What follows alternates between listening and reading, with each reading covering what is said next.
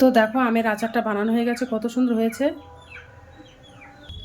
Hello বন্ধুরা, তো আমি আজকে আবার অন্যদিনের মতো নতুন একটা রেসিপি নিয়ে আজকে রেসিপি হচ্ছে শুকানো ঝামেলা ছাড়াই কাঁচা আমের আচার বানাবো। তো চলো আমি এই আচারটা কীভাবে বানাই তোমরা শেষ পর্যন্ত ভিডিওটা স্কিপ না করে পাশে থেকে দেখার জন্য অনুরোধ রইল। তো চলো শুরু করি। তো দেখো আচার বানাতে আমি এই আমগুলো নিয়ে নিয়েছি। প্রথমে আমি আমগুলো জল দিয়ে ভালো করে ধুয়ে নেব। আমগুলো পরিষ্কার করে জল দিয়ে ধুয়ে নেব, যেন এর গায়ে কোনো ময়লা না থাকে, সেইভাবে আমি পরিষ্কার করে ধুয়ে নেব।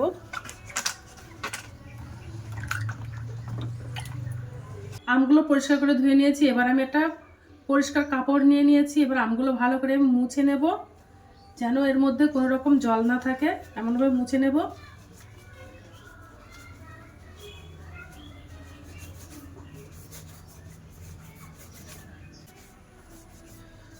তো দেখো একদম আমগুলো পরিষ্কার করে একদম শুকনো করে নিয়েছি, এর মধ্যে কোনো জল নেই। এবার আমগুলো আমি কেটে নেব।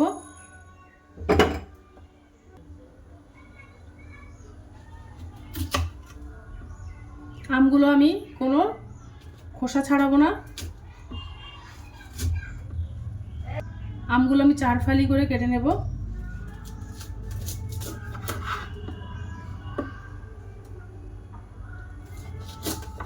একেবারে আমগুলো টুকরো টুকরো করব না। দেখো আমি 4 টুকরো করে কেটে নিয়েছি আমগুলো।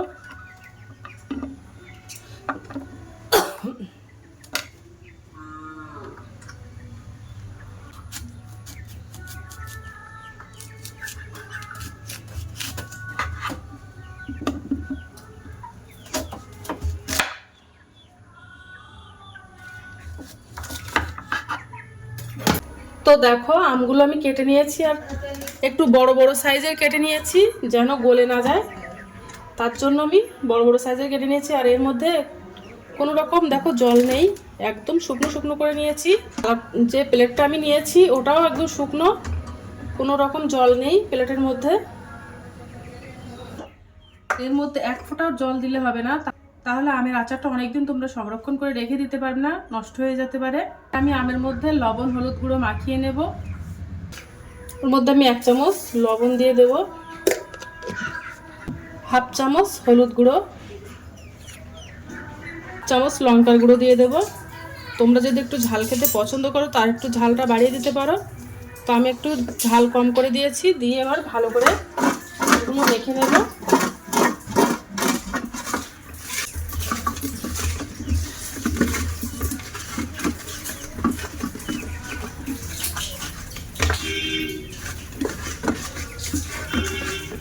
আমি আমে হলুদ লঙ্কার গুঁড়ো মাখিয়ে নিয়েছি। এবার আমি একটা মশলা বানিয়ে নেব। তো উনানে আমি একটা কড়াই দিয়ে দিলাম। এবার আমি মশলাটা ভাজা করে নেব। গ্যাসটা অন করে দিলাম। তো আমি কি মশলাগুলো ভাজা করে নেব দেখো। সরিষা নিয়েছি 1/2 চামচ, মেথি 1/2 চামচ, জিরা 1/2 চামচ, মৌরি 1/2 চামচ, ধনে 1/2 চামচ, আর গোলমরিচ 15টার মতো গোলমরিচ নিয়ে নিয়েছি। এবার আমি এই মশলাগুলো সব ভাজা করে নেব।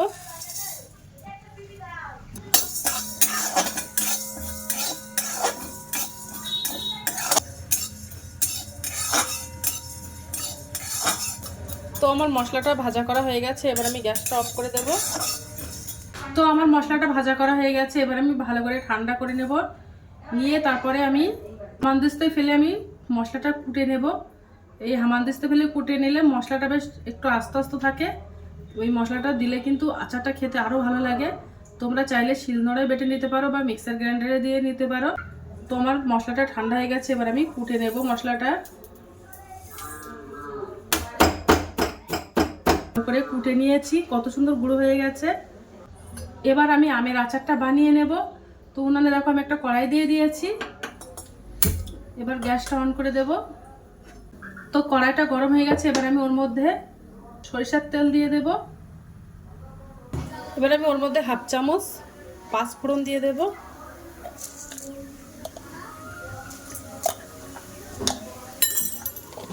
দুটো তেজপাতা দিয়ে দেব।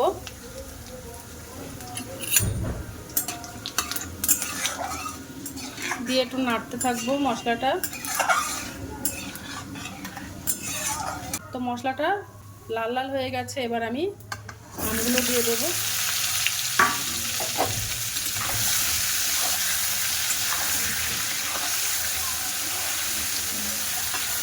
এর দিয়ে আমি তেল দিয়ে আমি কষিয়ে নেব ভালো করে আমটা।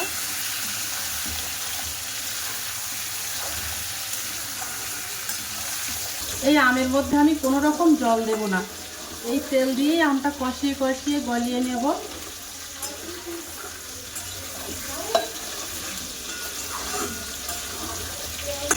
এর থেকে একটা সুন্দর গন্ধ বার হচ্ছে। আর এইভাবে আমের আচারটা বানিয়ে তোমরা অনেক দিন সংরক্ষণ করে রেখে দিতে পারবে, ফ্রিজেও দেওয়া লাগবে না। আম কোনো রকমভাবে নষ্ট হবে না, এর মধ্যে কোনো রকম জল দেয়নি।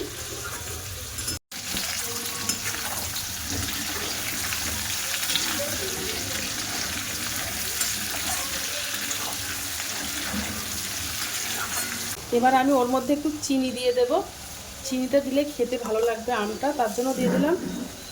খুব বেশি দেবো না, অল্প করে দেব, 3 চামচ চিনি দিয়ে দেব। দিয়ে এবার আস্তে আস্তে উল্টে পাল্টে আস্তে নেড়ে দেব, যেন আমটা না ঘেটে যায়।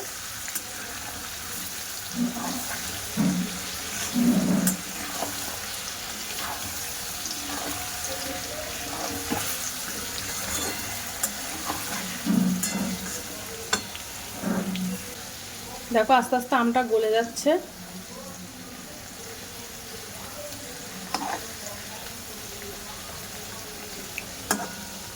গলে গেছে, এবার যে আমি মশলাটা কুটে নিয়েছিলাম ওই মশলাটা দিয়ে দেব। ওর থেকে আমি অর্ধেকটা মশলা দিয়ে দিলাম, বেশি মশলা দেইনি। বেশি মশলা দিলে আমটা তিতকুটে লাগতে পারে।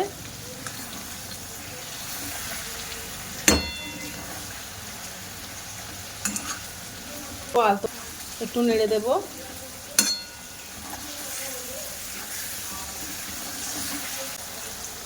তো দেখো পুরোপুরি আমটা কিন্তু গলে গেছে।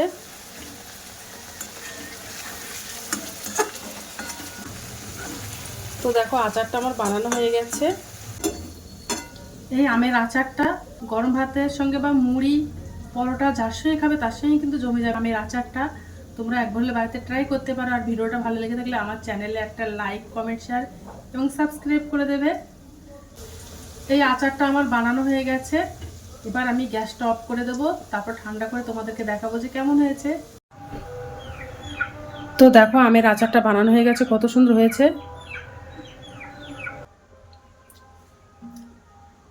তো আজকের দিনের মতো ভিডিওটা এখানে শেষ করছি। আগামী দিন আবার একটা নতুন ভিডিও নিয়ে চলে আসবো। তো টাটা, বাই বাই, সবাই ভালো থাকবে, সুস্থ থাকবে।